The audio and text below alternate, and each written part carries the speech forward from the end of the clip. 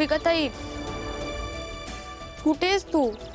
आज आज तू इथे असायला हवी होतीस. तू असतीस ना तर खूप बरं झालं असतं ग. काय करू ना मला मला कळतच नाहीये.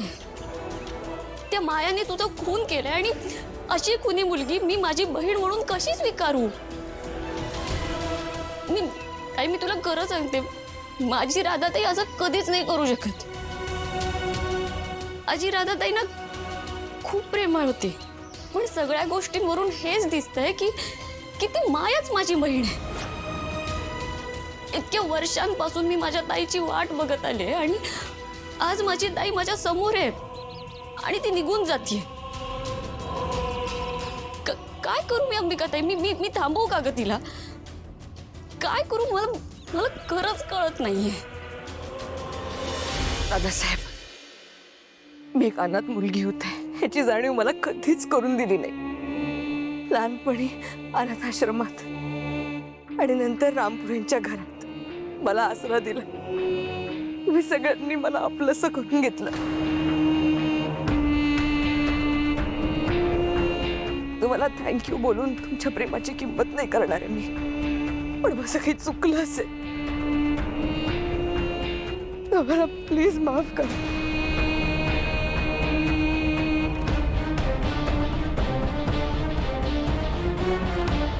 आत्या,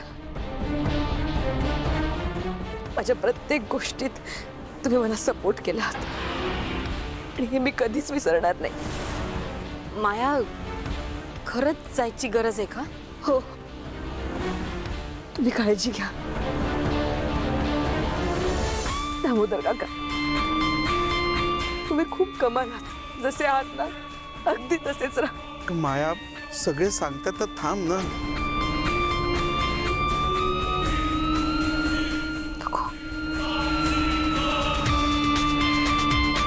Ajit, You have truly been a great friend.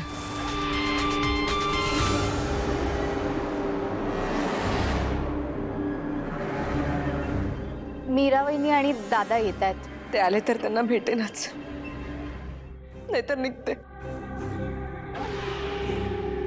Ananya, काळजी घे.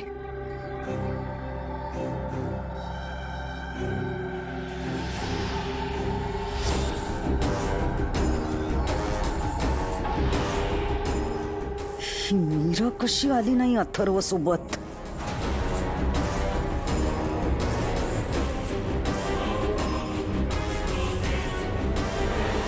मंजिरी, सगळ्यांनी हिला समजवायचा खूप प्रयत्न केलाय, पण ती कुणाचंच ऐकायला तयार नाहीये. एकदा तू प्रयत्न करून बघ. माया,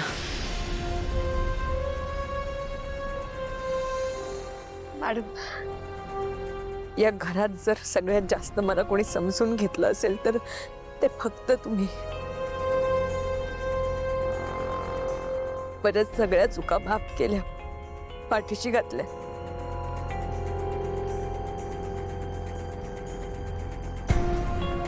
थँक्यू. माया, माया, नाटक थांबवू नकोस. मीरा आलेली नाहीये, थोडा वेळ काढायला लागेल.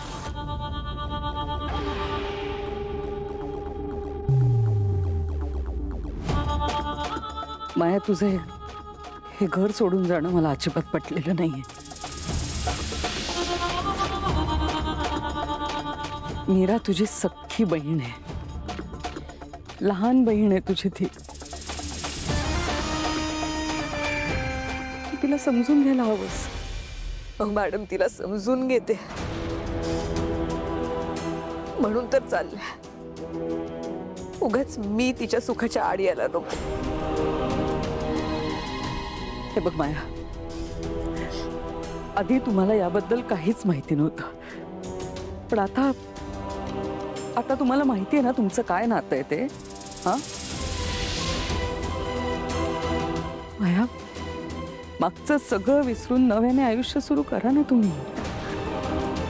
मॅडम, अहो मी गेल्याने जर मीरा सुखी राहणार आहे, तिचा संसार छान होणार आहे, तर मी नाही राहणार इकडे. आणि मुळात जर मीराला आमचं नातं मान्यच नाहीये, तर काहीतरी चुकतंय ना. माया, असं नाही. खूप मोठी गोष्ट आहे. मीराला एक्सेप्ट करायला वेळ लागेल, पण मला खात्री आहे की ती एक्सेप्ट करेल. अथर्व,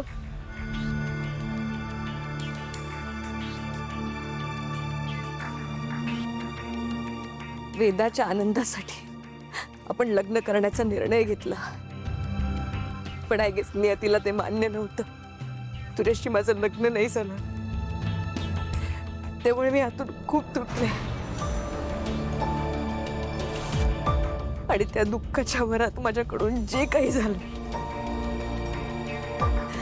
त्यासाठी आय एम रिअली सॉरी. आता माझी इतकीच इच्छा आहे की तुझा आणि मीराचा संसार सुखाचा होऊ दे.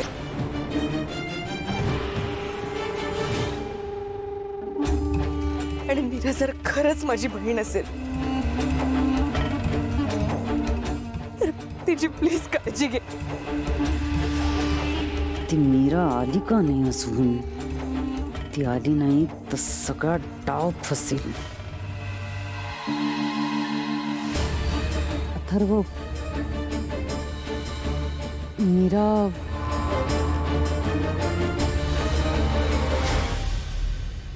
ठीक आहे माया, तू जायचं ठरवलंच असलंस तर आम्ही कोणी थांबवणार नाही तुला. फक्त तुला कुठे जायचंय ते सांग, मी ड्रायव्हरला सांगतो, तो सोडून देईल तुला. Keep in touch. आणि काही गरज लागली तर कॉल कर. निघते.